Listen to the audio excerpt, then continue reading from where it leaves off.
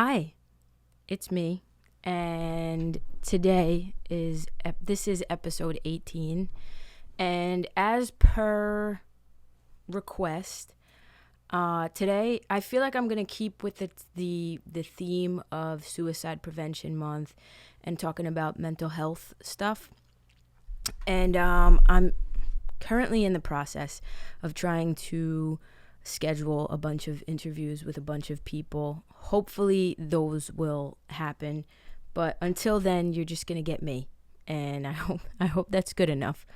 But last episode was pretty deep. I had Lisa Montgomery on. She goes by Phoenix. I think it's Phoenix_rising on TikTok, and we were introduced by Kelly. Love you. You're wonderful. And Kelly told me her story, and I had her on, and Lisa told her story about how her brother committed suicide and her attempts, and we kind of just shot the shit, really. But we stayed on topic. So if you're new here, consider watching that video, because I feel as though a lot of people got something out of that. I definitely got something out of it talking to Lisa. So, I want to continue with the theme of Suicide Prevention Month and depression and anxiety. And I feel as though I can actually do a solo podcast on it because I'm well versed in that. So, a lot of people I've been noticing in the comments and stuff like that have been talking about therapy. And I feel like therapy ties in, obviously, with all of this stuff. Mental health professionals sometimes are saving grace. I know for me personally, that's where I'm at right now. Therapy has helped so much. I've been in therapy basically all my life, on and off. But more recently, I've been in therapy for a couple of years now, and I've learned a lot about myself. Just when you think you know who you are, it's almost like a therapist can bring out a good therapist. Let me preface by saying a very good therapist can bring out certain things about yourself that you never knew existed. The whys of why you do certain things, you know what I mean?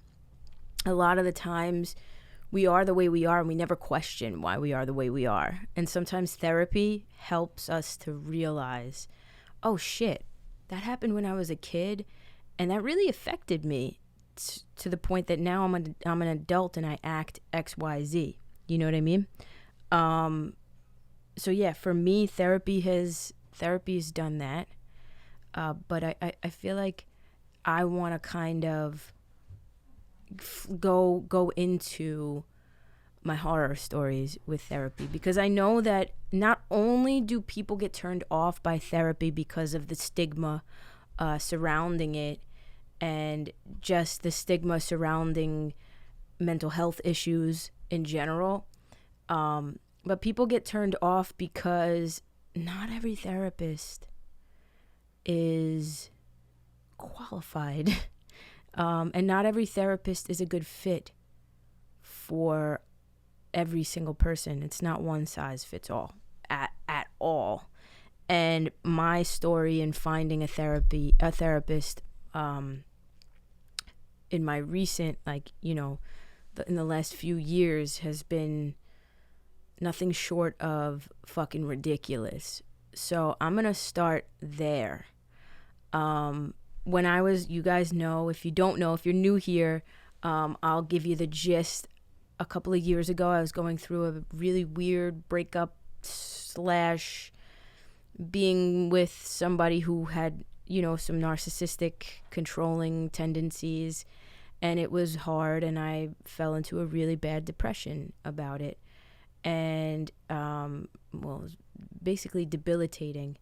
And with that came the anxiety and the panic attacks. And I basically got to the point where I wasn't leaving my house. I couldn't without having a panic attack. So I almost became like an agoraphobic, right? So obviously I came out of work. I was working a job that I hated, making really good money. But I decided to come out on a leave of absence to try and just get back to myself. And in doing that, I decided one of the routes that I would take would obviously be seeking a mental health professional for therapy, talk therapy, So I went obviously through my insurance. I found a place, a counseling center near me that provided obviously what I needed. So I found the first therapist that they named that was available as soon as possible, as soon as my availability, that matched my availability. I went and I spoke to her. I think I went for like maybe 8 sessions with her. And she wasn't my favorite. I was out on a leave of absence trying to figure out how I was going to be functional again. And she tried to push medication down my throat. And for me, I've struggled with depression my entire life. I've had my bouts, ups and downs, I've never needed medication, me personally. Not everybody is like this. There are people who could benefit from medication. But in my personal humble opinion as a non-professional, we give medication to too many people. We give antidepressants to too many people that don't need it. That all they need to do is just put in a little bit of work with a therapist, because therapy is work. It's work for you. You can't just go to a therapist and expect to be healed. You have to do the work. Whatever your therapist is telling you to do, journal, fucking write 5 affirmations every single day. You got to do it, right? I was willing to do it. I know myself. I know I don't need medication. Didn't need medication. As tempting as it was, I knew that wasn't the route that I wanted to take. And all this woman kept doing was pushing medication down my throat. This is my first therapist, right? Like in years of not going. This is the first therapist back.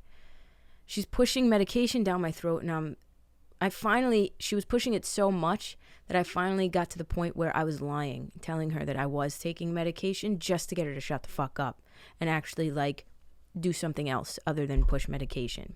I feel as though the first therapist was very lazy. And I don't know about her. I don't know if she suffers from anything, but when I was sitting there and I would talk to her, it seemed as though she would nod off. I can't even fucking lie to you. I can't even make this shit up. Her eyes would close and then open, if you're watching me on video, literally this is what she would do, And in my head, I'm like, does she just blink slowly? Or what the fuck is going on? Me being the person that I am, I gave her the benefit of the doubt and I continued to see her, right? And now my shit was, get me to a point, help me, give me the tools and the resources that I need so that I can be a functioning human being in society again. Because I don't want to be on a leave of absence. I want to be able to tolerate my job mentally. I want to be able to have the tools necessary to deal with the anxiety that comes with working at my job and dealing with this breakup and everything that's fucking crumbling down around me, right? Give me the tools. And all this woman, and to me, it's just logic. I'm coming to you with an issue. You're a professional. So you're supposed to help me solve this issue, or maybe not hold my hand, but guide me, be a guide. I'm telling you my issue is X and you're telling me and Y is the solution, right? We have to get to X plus what equals Y. The what is the steps we're going to take to get to the solution. And I hope y'all are following me, because this is how my brain works, right? So I'm going to her, telling her X is my issue, and she's saying, okay, well, then you gotta get to Y. If you're saying 2 plus what equals 4, and you're trying to figure out the steps, 2 plus what? equals 4. Somebody saying, well, you got to get to 4. And I'm saying, yeah, I want to get to 4. That's the solution. What's the second part of the equation that's going to get us there? She wasn't giving that to me. I hope this makes some sort of sense. She wasn't. My issue was I'm out of work. I need some steps, some tools to, like, breathing exercises maybe, to get me to the point that I'm not having an anxiety attack every morning, panic attack before work, so that I can go back to work. And her solution and her answer was, oh, well, you just got to go back to work. If it were that easy, I wouldn't be here talking to you. You have to give me something more to go on. If I'm coming to you and saying I'm out of work right now, every time I drive up to my job and I look at the building, I'm having a fucking panic attack, crying, and it's getting worse by the day. What can I do to make this better so that I can at least tolerate the job? And her answer is, well, I go back to work. Bitch, the fuck? So after a couple of sessions of just the redundancy and her just saying I need to be on medication when I insisted that I did not want to be on medication, after realizing, holy shit, if I have to lie to this fucking woman, she's obviously not a good therapist, I was shopping around. It's like a car. Finding a good therapist that fits you is like shopping around for a house. Shopping around for a car is easy. Every time I've shopped around for a car, the first dealership I've gone to, I've gotten the deal that I wanted and gotten the car that I wanted, right?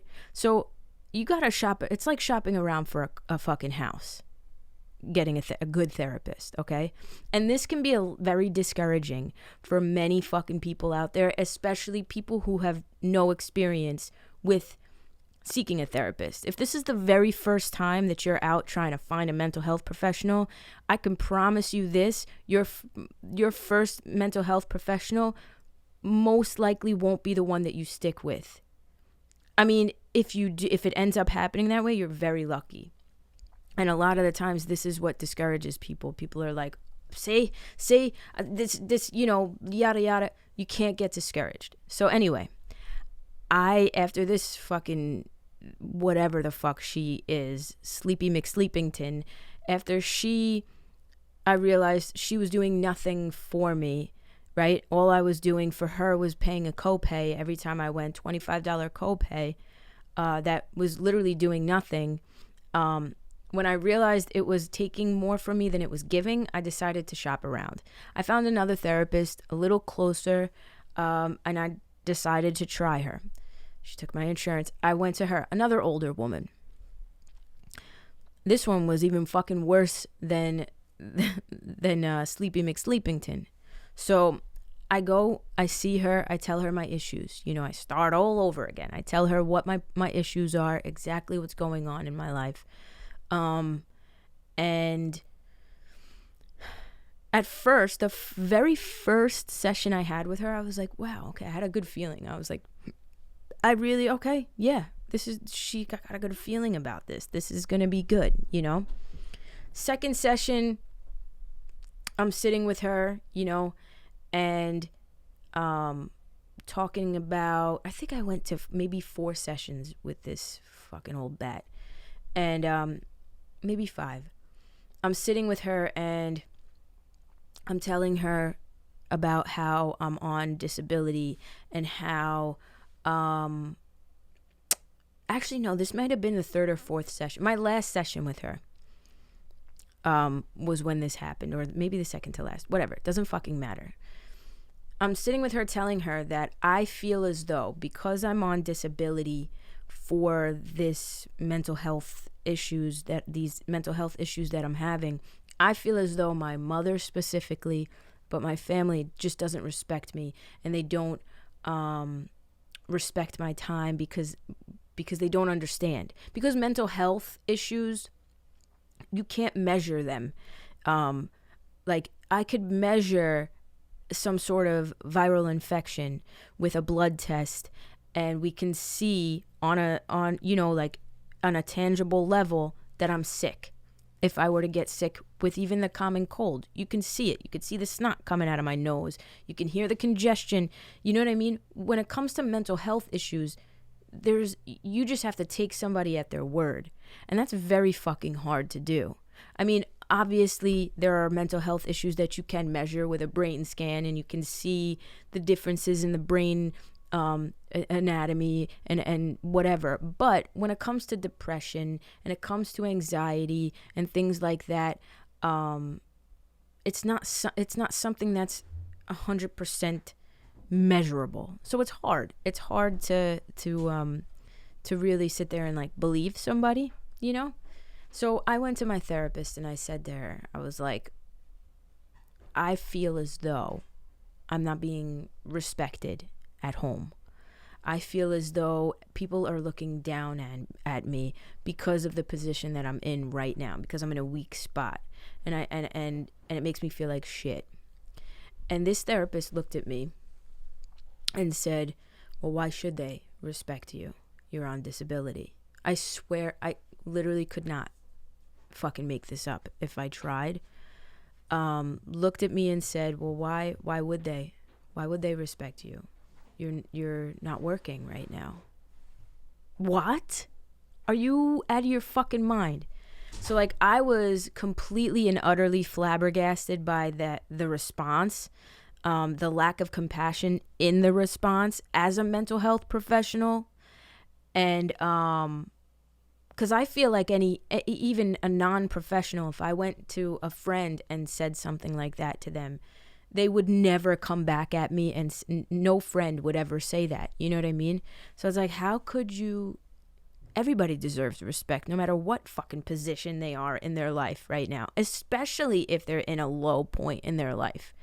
Those are the people who deserve the most respect because they need that. You know what I mean? Not to say that if you're in a higher position of, you know, what seems like a higher position of power or whatever, that you don't deserve respect. We all deserve respect. If we're giving it, we deserve it. Works both ways.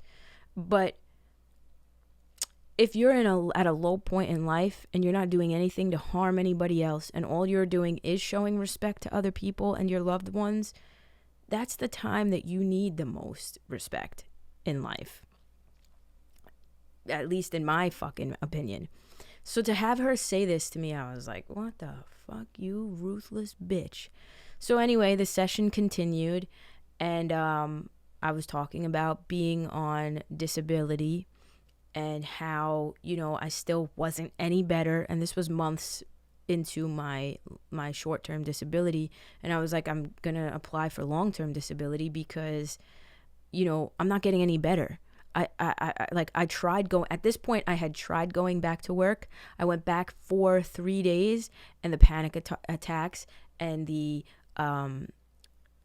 anxiety attacks just like started flaring up again, and it became debilitating again. So I took myself back out of work at this point, right? And she looked at me in the same exact session, mind you, looks at me and she goes, are you sure you're not milking this in order to, you know, stay out of work?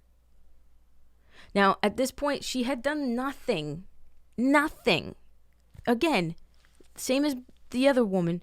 She had done nothing to fucking help give me some tools. Like, okay, I was getting advice from other people who were going through the same shit, family members of mine who were also going through the same exact thing that I was going through, literally, and they were going to a psychiatrist, and which, if you don't know, I don't know, you know, for anybody who doesn't know out there, a psychiatrist is a medical doctor who can prescribe medications. Obviously, their focus is mental health, and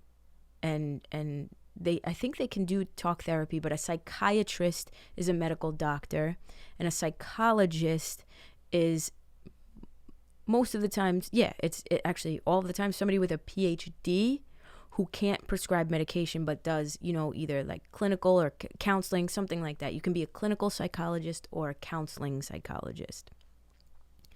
Just so that everybody's aware, if you don't want medication and you want talk therapy, then a psychologist or a therapist, a licensed social worker is probably the way to go, because they have nothing to do with medication. If you feel as though you want, this is just a side note to kind of educate, if you feel as though you want to kind of look into medication, because other avenues aren't working, a psychiatrist might be the way to go. A psychiatrist is like going to a doctor. You sit with them for 15 minutes. They ask you how you're doing, yada, yada, yada. They kind of check in mentally, and then they write you a script.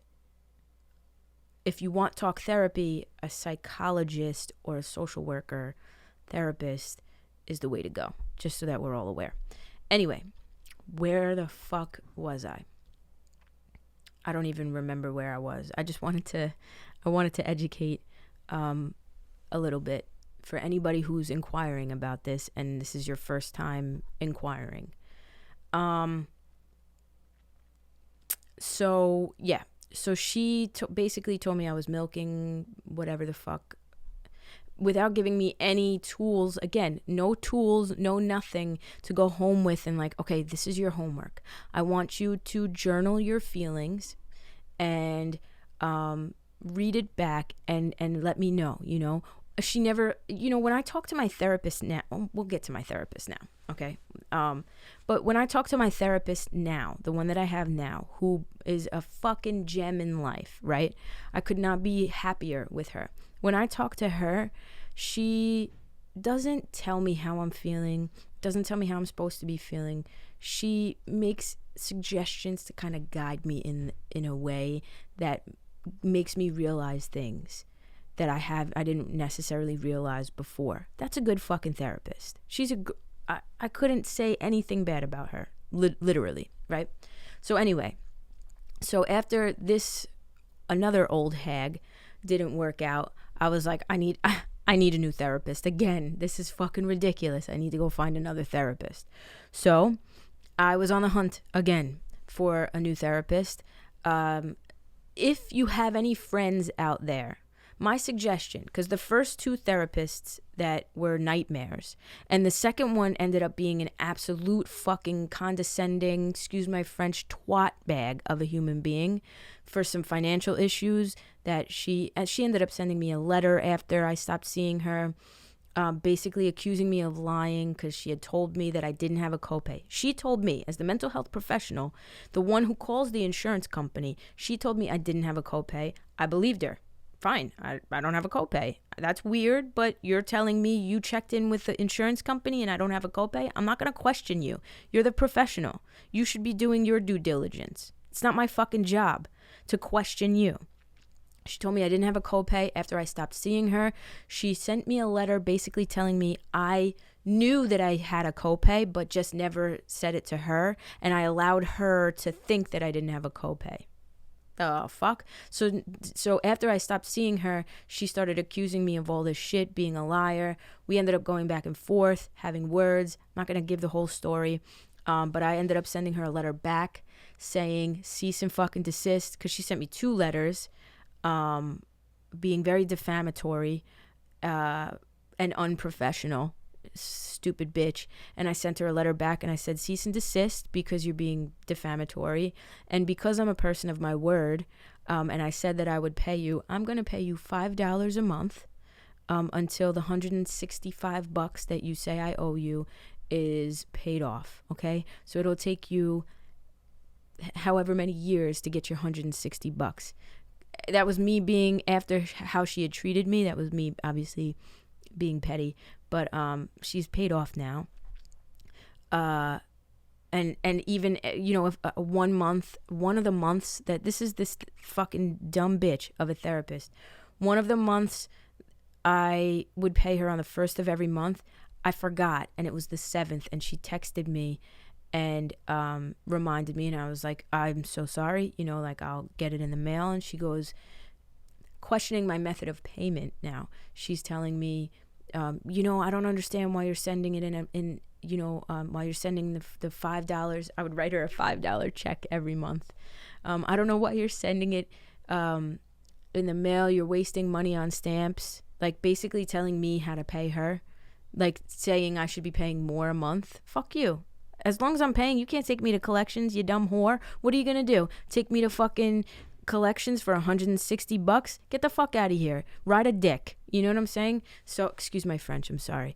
But, like, you're a mental health professional dealing with somebody who you know was coming to you for depression and anxiety, who was out of work at the time, and you're gonna press them like that for fucking $160 as a therapist living in a very prominent, prestigious area of Long Island? Shove that shit right up your fucking ass if that's how you're gonna treat human beings. You should have your license taken away, you dumb whore. So I texted her back. I had to block her number. I had to block this dumb bitch's number because she was basically being like, she was harassing me. She's like, you're wasting more money on stamps doing it this way. And I said, how I choose to pay you is none of your fucking business. I didn't curse. How I choose to pay you is none of your business. I'm going to pay you the way that I want to pay you. And I don't know what to tell you. Oh, you don't have to be rude about it. I said, you didn't have to send me 2 letters, telling me I'm a liar and this and that, but you did that. I was like, have a good day. Your check is in the mail. Peace out. And I blocked her and I never dealt with her again. And I sent her a $5 check whenever I wanted. Because what are you going to do? You're not going to send me to collections for $160. Really? You're going to pay a lawyer or whatever? You're going to take me to small claims court for that? Fuck off. So that was that nightmare. She was probably the worst. Like, if I saw her in the street tomorrow, I'd probably stick my foot out and trip her or something, because she's just a horrible human being. Not only are you a horrible mental health professional and don't know how to do your job and should retire, but you're a horrible human being and you have no compassion or empathy for anybody, clearly, and you are in the wrong profession. You're in the wrong profession. You should be in the insurance profession if that's the case. You know what I'm saying? If you want to be a ruthless twat, you should probably be in like the car salesman.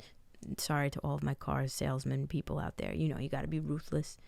Nothing against y'all, but you shouldn't be in a profession where you're required to be compassionate and empathetic. Like, not your profession, lady. I don't know what to tell you. So my advice to you is, if you are a first-time mental health professional seeker, if you're in the market for a mental health professional, my advice to you is, A, don't give up after the first conundrum, because I can promise you it won't be the last conundrum. And B, try and get a recommendation from a friend, from somebody that you trust and know, somebody who knows you. Okay. Don't just talk to Joe Schmo on the streets. Like, you know, you run into Nancy at the fucking, at Best Market, and there you are. And she's like, oh, you're in the market. Like, she has no idea who the fuck you are. And you have no idea who the fuck she is. Y'all just went to high school together 20 years ago. Don't get your recommendation from her. Get a recommendation from somebody who is close to you, somebody who knows you intimately on an intimate level. Okay, that's my advice to anybody seeking a therapist for the first time or just in general. Get a recommendation from somebody you trust. Okay, so needless to say, those 2 train wrecks were what they were, and I got a recommendation from a good friend who was going to this man herself, and she was going to him, and she's like, I love him, he's great, he's good looking. I was like, I don't care, I'm gay. She was like, I know, but I'm not, and he's really good looking, so whatever, he's awesome, we shoot the shit, he's not judgmental. I'm like, cool, great. He took my insurance, it was wonderful. I started going to him. He was good, he was very good. He listened, he didn't judge, he wasn't a pretentious prick. It was like talking to a friend, you know. He still didn't necessarily give me what I wanted, And what I wanted was just tools on how to better deal and how to better live with the anxiety. So he was dope, and I went to him for months. And everything was wonderful. And then the only reason why I stopped going to this one is because my insurance with my job was done. You know, being on disability, it only lasts up to a certain point. And at this point, I had known that this job, just no matter how good the money was, and the money was fucking great, the job just wasn't conducive to my mental health. It just wasn't something I wanted to go back doing. And so I made the executive decision to double down on school and double down on my dreams and whatever it was at the time that I wanted to do. And I allowed the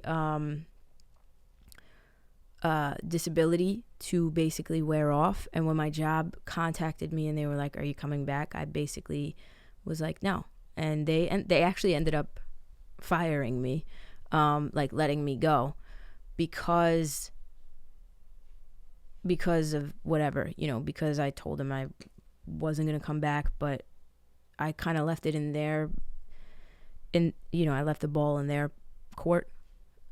And so they let me go. They fired me.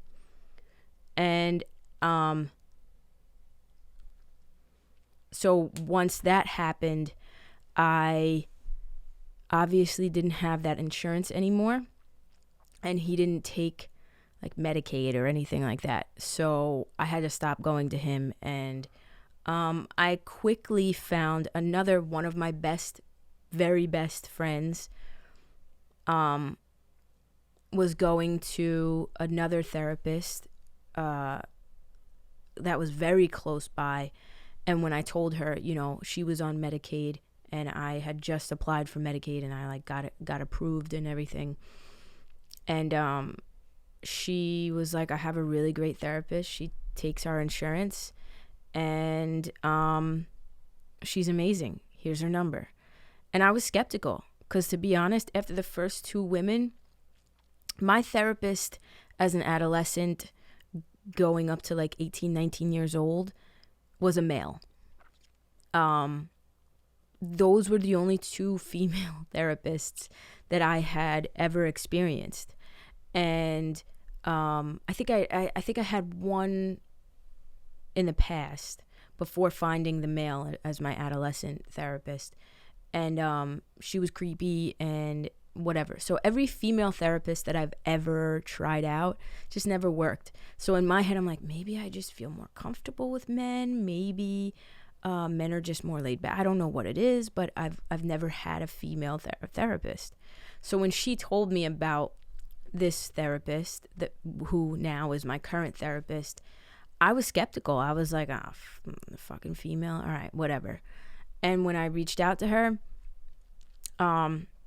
she was very sweet, but I was still like, whatever. We'll see what happens when I get there. And I've been going to her for 2 years now. And she's honestly the best therapist that I've ever had. Out of every single therapist that I have ever dealt with and stuck with, I think I've only stuck with one really in my entire life. She is the best therapist. She's a fucking gem.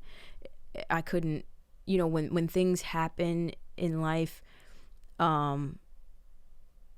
that are off schedule, I only go to her every other week.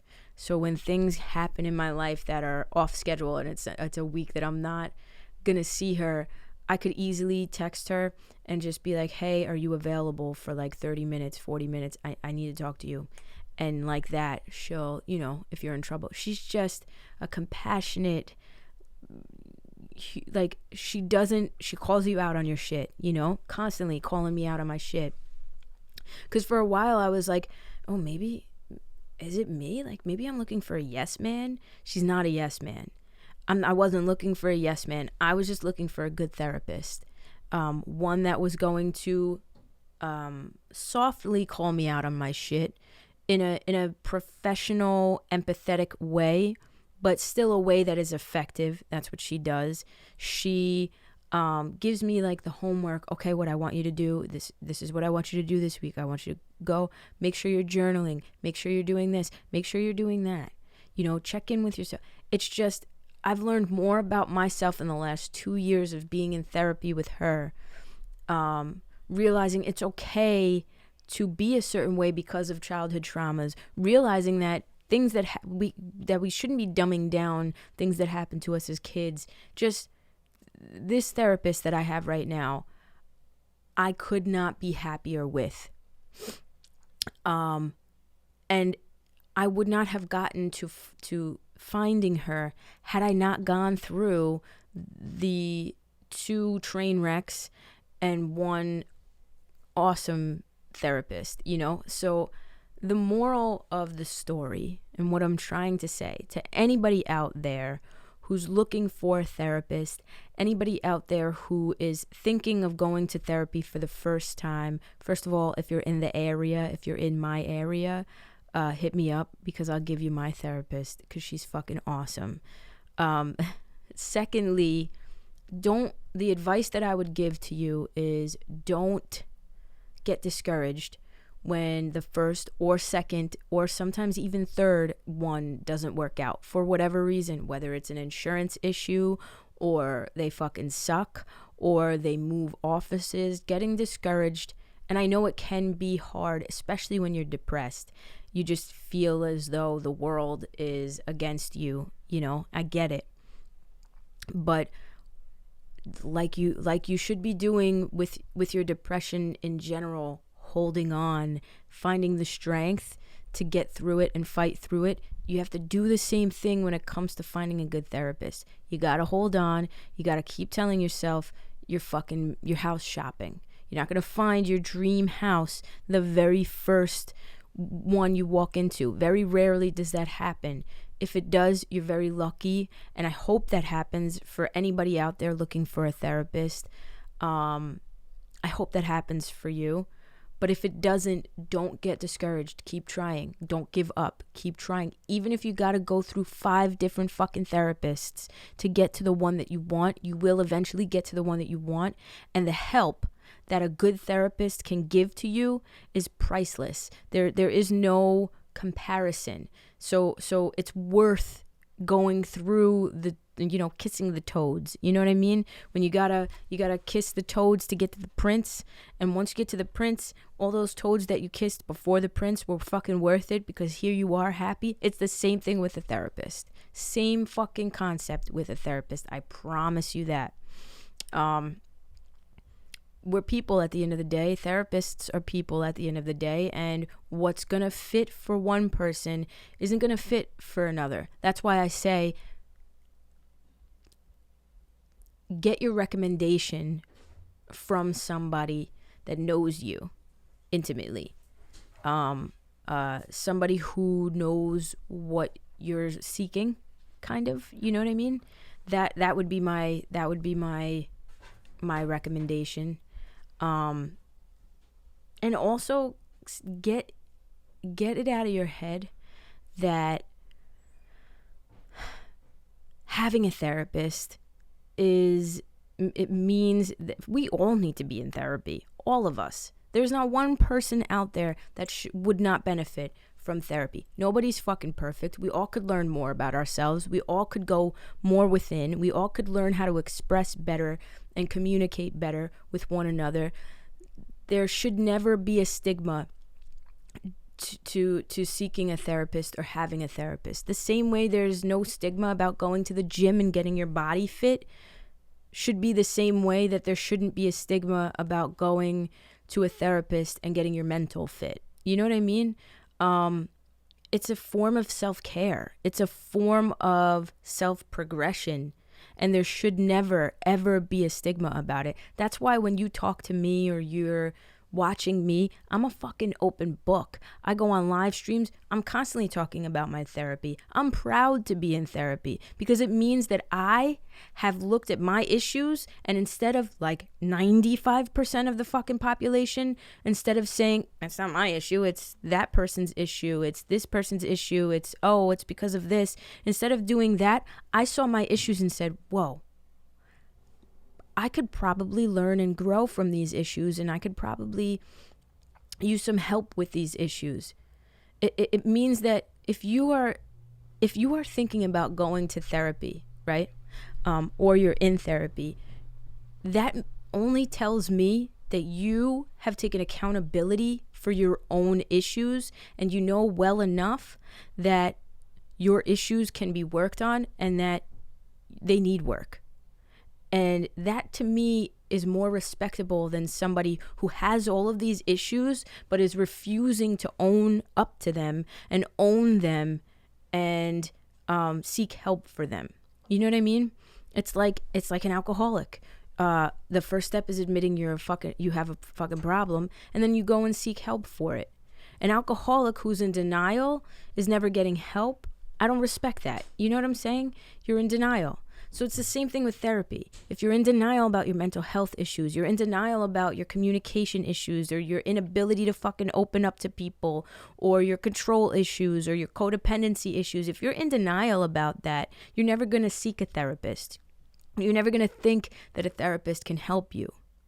So if you're in the process of seeking a therapist, and I'm speaking so passionately about this because I really genuinely am. If you're in the process of seeking a therapist, you have hit the first step. You have surpassed the first step, which is admitting that A, you're not perfect, you're not infallible, and that you have some sort of issue that could use some work. Whether it's a severe issue or a mild issue that you just want to improve on your own, you are taking the steps to improving yourself. And there is nothing ever in the history of ever, there is nothing fucking wrong with that. There is never ever a problem with looking at yourself and seeing the issues and knowing that they can be worked on and working on them. The issue is, A, when you're in denial of the issues, when you're in denial of what you do wrong and what you do that affects other people, that is a huge issue. And the second issue is when you see your issues and beat yourself up over them. We shouldn't be doing that. We should be seeing everybody has their own issues. For me, my issue is avoidance. I am extremely avoidant.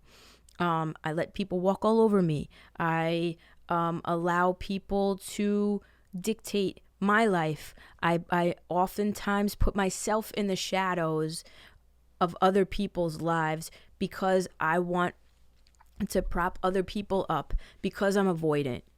That's my issue. I will go out of my way to fucking avoid confrontation, avoid whatever. You know what I mean? And I've learned why I do that.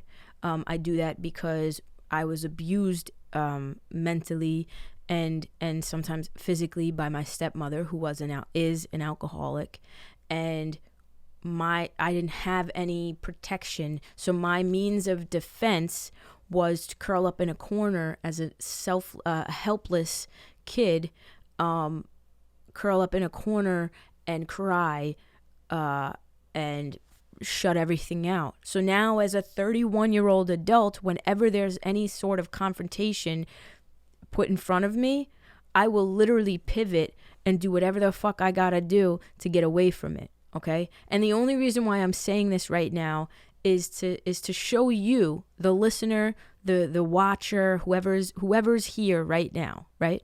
That it's okay to admit what our issues are. We all fucking have issues. Y'all watch me on TikTok.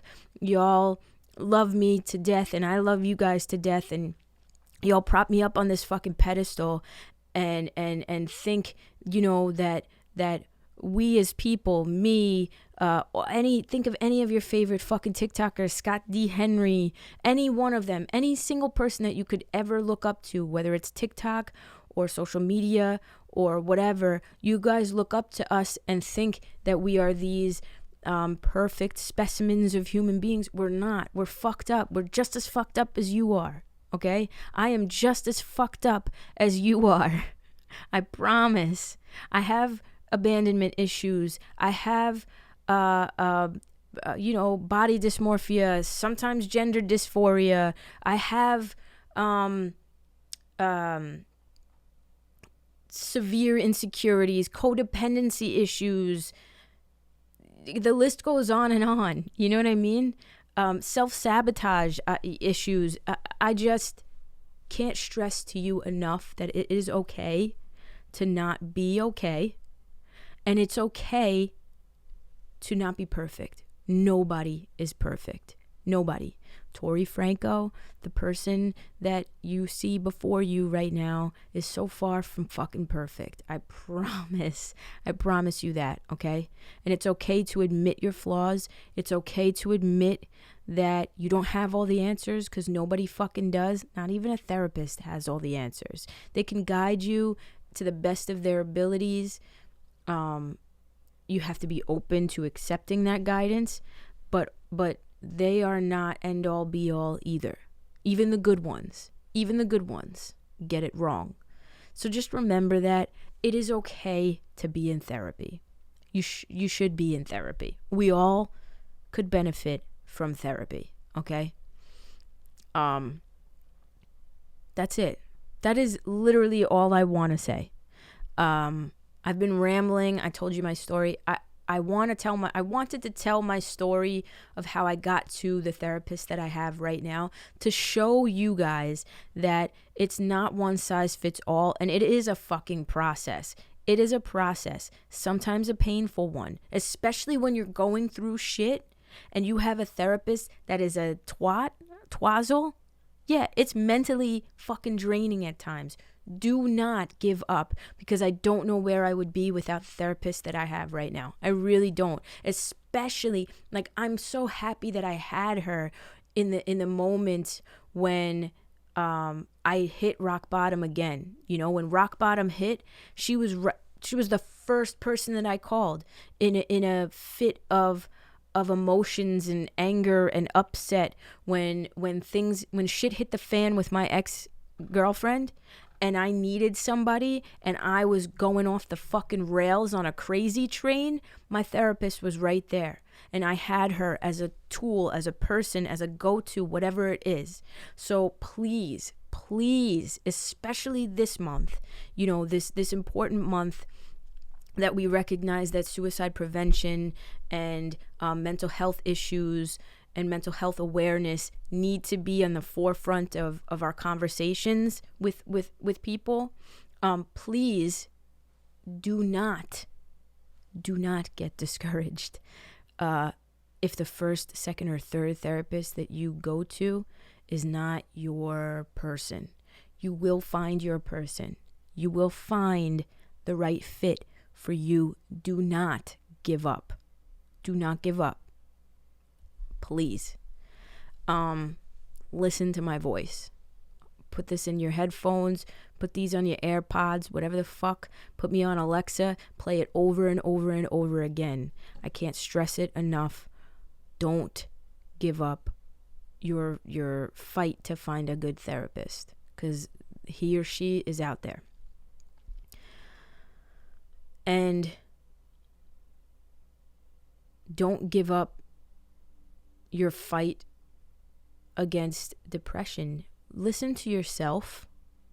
Don't listen to the fucking voices in your head, the intruding thoughts, but listen to your soul, your gut, because that's going to guide you in the right direction. You know, if your soul, your gut, whatever it is, your intuition is telling you not to take medication, don't. You know your body, you know yourself. If a mental health professional is coming to you and saying you really, really need to be on it, it is like dire need, you're in trouble, listen, you know? But again, we need to be listening to there's so much I can say. You know, there's so many little different facets of this conversation that I could be talking about. And let me just briefly say before I fucking go that You should not be getting a prescription for antidepressants or anti-anxiety medication from your primary care physician. Your primary care physician is not a mental health physician. You should only be getting antidepressants and anti-anxiety medication from a mental health professional, psychiatrist. If you are in the market for that and you really feel as though you would benefit from antidepressants, seek a psychiatrist. Don't go to your primary care physician. They're not doing a mental health assessment on you. I went to my primary care physician after a breakup 10 years ago, and I was crying, as you do after a breakup, 2 days after a breakup. And I had popped blood vessels under my eyes from crying, and he asked me what was up, and I said, I'm just sad from my breakup. And without question, this man was prescribing me an antidepressant. Not once did I say I was depressed. I was just sad. I knew I was going to get through it. He prescribed me an antidepressant quicker than I could even say, yes, I've been crying. And I started taking it, and it was not good for my body. I was getting tremors. I was just not sleeping. It was just not okay. It actually made things worse for me. So do not be getting your prescriptions for antidepressants from a primary care physician. They are the primary care physician. But for something like mental health, you need to go seek a psychiatrist. Please just listen. Just please, for the love of Jesus, please. And understand that doctors are humans too, okay? And also, if you're on antidepressants or you're being prescribed antidepressants, a lot of the times, what needs to happen with antidepressants is you need to be monitored, and remember, it is your job, right? It's not just the mental health professional's job, or even the doctor, the primary care physician's job. It is your job to be responsible for yourself as well. So if you are being prescribed an antidepressant, remember, it is not for life and should never be for life. Antidepressants were not made unless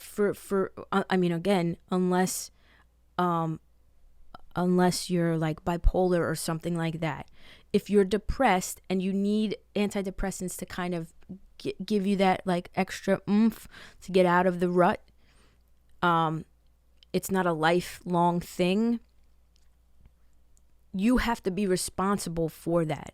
You have to be responsible for yourself and continue to remind your mental health professional or your doctor that you want to be weaned off. Don't ever just stop taking antidepressants. Do not fucking do that. If you are on them for a couple of months and you're feeling good and you want to see how you'd feel off of them, go to your doctor, whoever prescribed them, and let them know. But also know before taking antidepressants that you should not be on antidepressants for years upon years upon years. It is not fucking good. I've seen it firsthand with my sister. My sister was put on antidepressants by a primary care physician, and she was supposed to be monitored for a couple of months so that after a couple of months she was weaned off of them, and she ended up being on antidepressants for almost 10 fucking years. And even now to this day still feels that she's not on them anymore, but even now to this day she still feels the remnants of the effects of it. You know what I mean? She still gets into these depressions because when you're on antidepressants for a very long time, your brain becomes dependent on the antidepressants. And so when you come off, especially if you come off abrupt. Don't ever come off abruptly. Don't fucking do it. But when you do come off, after being on them for a very long time, your brain has to kind of learn how to be without antidepressants. So the advice that I would give, and again, I'm not a professional, but I just know this to be true. And a lot of the times, unfortunately, doctors won't tell us this. A, because they're doctors and they have other patients. You're not their only fucking patient. B, because it's beneficial to them. They're making money every time they prescribe you something. C, it's your fucking job. You know what I mean? We're not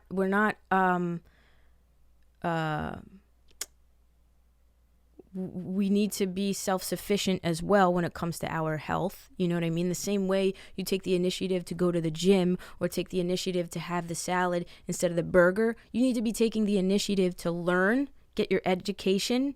Before you start taking any fucking medication, get an education on it. Don't just listen to anybody. You know what I mean? Don't even just listen to me. Do your fucking research first, okay? And be responsible for yourself and know that you should never be on antidepressants for longer. If again, this is only if you're not like bipolar or schizophrenic or one of those biologically effective diseases. You know what I mean? If you are depressed, and you're seeking medication, you should be trying to actively eventually be weaned off of them. That's all I want to say. I just need somebody out there to know that. Again, do your research. There are plenty of books on the subject. I've actually, I forget his name, Johan Hari or something like that. He has books about antidepressants. I'll leave a link in the show notes and the description if you're watching on YouTube to his book on antidepressants.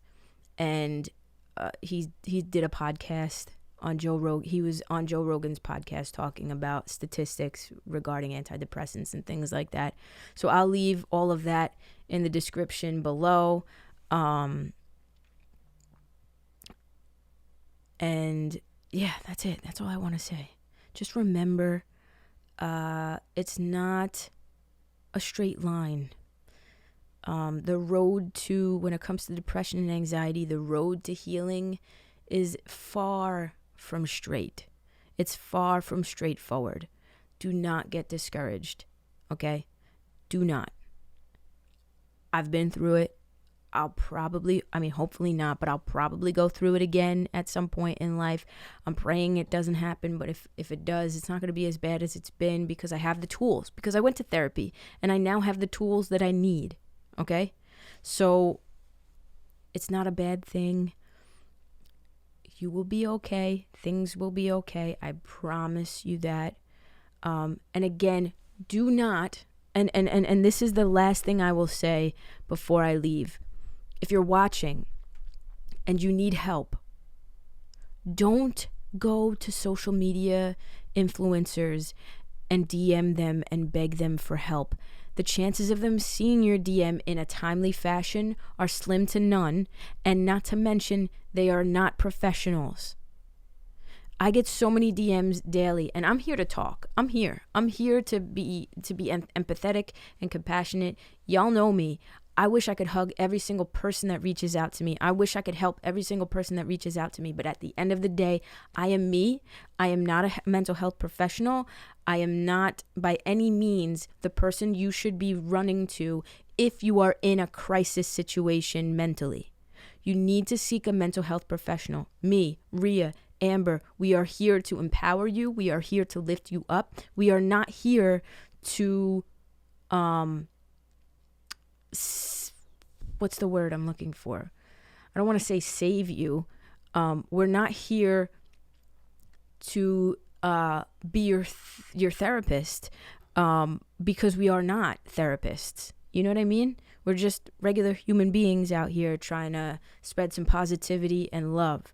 So if you are in a crisis situation or you are needing somebody to talk to, I'm not saying I won't be there to talk to you or be there to be your friend. Of course I will. I will listen. I will talk. I will give you my utmost attention at that moment. But I can't see every message that comes to me, and I am not a professional. So if you are in any type of danger to yourself, please seek a professional. I'll leave some phone numbers and some resources in the description below. If you're watching on YouTube, I will leave links in my link tree, to these same resources. If you're not listening on YouTube, please just know, yes, I am here for you as a friend to the capacity that I can be here for you. But I'm not a professional. Okay? None of us are. So just remember that. I love you guys so much. It is totally okay to not be okay. I've been there. You are not alone. You are worthy. You are enough. You are needed on this planet. Always remember that. I love you. Until next time. Peace out, everybody.